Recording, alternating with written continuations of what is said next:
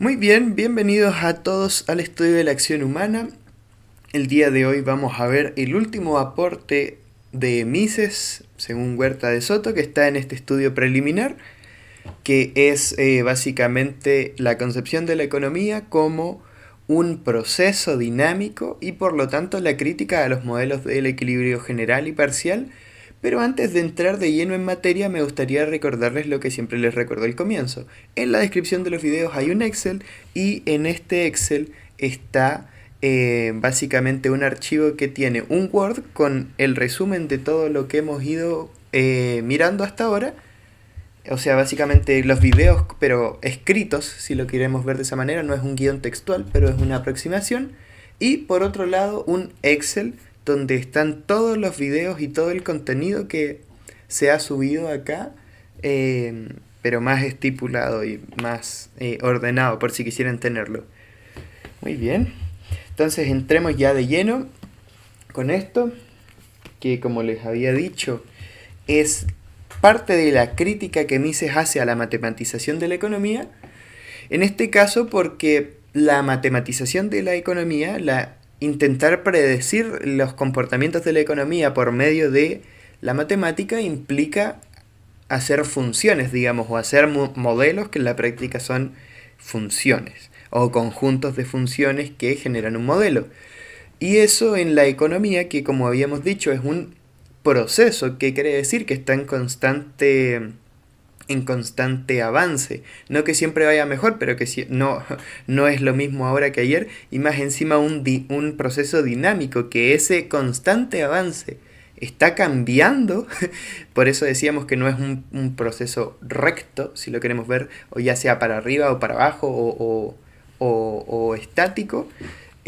Intentar hacer una función de ello, más cuando una de las variables, entre comillas, tendría que ser el ser humano, es incorrecto. ¿Por qué es incorrecto? Porque, como se dice, la economía es una ciencia descriptiva. Eso quiere decir que se limita a describir cómo funciona la realidad y de ahí uno puede sacar sus conclusiones normativas. Por ejemplo, si uno ve que descriptivamente una subida de impuestos genera, ¿qué puede ser? Por ejemplo, genera distorsiones en el sistema de precios y uno ve que sin subidas de impuestos o sin impuestos no hay distorsiones en el sistema de precios.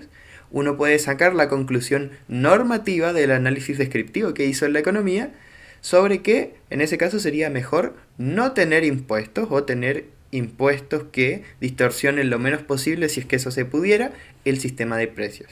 ¿Ya? Entonces, cuando uno intenta hacer funciones en la economía, eh, está complicado. En primer lugar, porque una función es equivalente de ambos lados. Por ejemplo, si yo digo x es igual a 1, es lo mismo que decir que 1 es igual a x. Y cuando uno extrapola eso al comportamiento humano y a la acción humana en general, es bastante complicado a veces decir que lo que sea la variable de salida de un comportamiento humano es igual a que esa variable de salida, a que el comportamiento humano sea igual a la variable de salida. Por ejemplo, decir, si yo agito un árbol cae una manzana, no es lo mismo que decir, si cae una manzana es porque yo agito un árbol. En primer lugar porque pueden haber otras variables, como por ejemplo había viento, el árbol estaba por caerse, etcétera. Y en otra porque como las acciones humanas eh, no son constantes, valga la redundancia, incluso una misma acción puede tener diferentes resultados, como por ejemplo agitar el árbol. A lo mejor si yo soy muy débil, no se cae, o si las manzanas están muy verdes, no se van a caer, por ejemplo. Entonces eso implica una serie de complicaciones, la verdad, que hace que esos análisis, que eso de hacer que todo esté estático, que el comportamiento humano esté estático, que la acción humana en general esté estática y que a su vez la acción humana tenga un fin dado, o sea que si yo hago esto, se sabe de antemano que esto va a ser el resultado en esta exacta medida o algo así, es lo que se llama en economía un modelo de equilibrio general o un modelo de equilibrio parcial, dependiendo de qué tan estrictas sean esas invariabilidades. Y también lo que se da.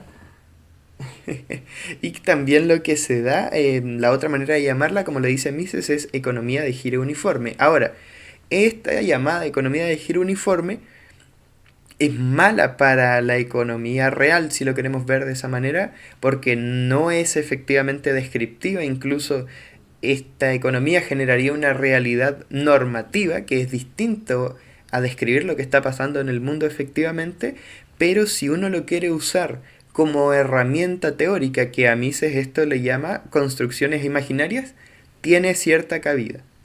Tiene cierta cabida, porque eso se puede utilizar para ver, eh, por ejemplo, cómo salen las beneficios empresariales o otras cosas que las vamos a ir viendo más adelante en en el libro que nos compete, que es la acción humana. Entonces, con esto, ya Mises, por decirlo de alguna manera, termina de dilapidar 100% la matematización de la economía, el uso del método positivista en la economía, porque no tiene nada que ver una ciencia social con una ciencia exacta, porque una cosa observa objetos y la otra observa, si lo queremos llamar de esa manera, impresiones, percepciones, acciones. Entonces es muy complicado intentar estandarizar esas impresiones o intentar predecir esas impresiones en algo tan complicado como es la mente humana. Eh, entonces ahí ya terminamos. Lo que viene ahora es una breve biografía de Ludwig von Mises.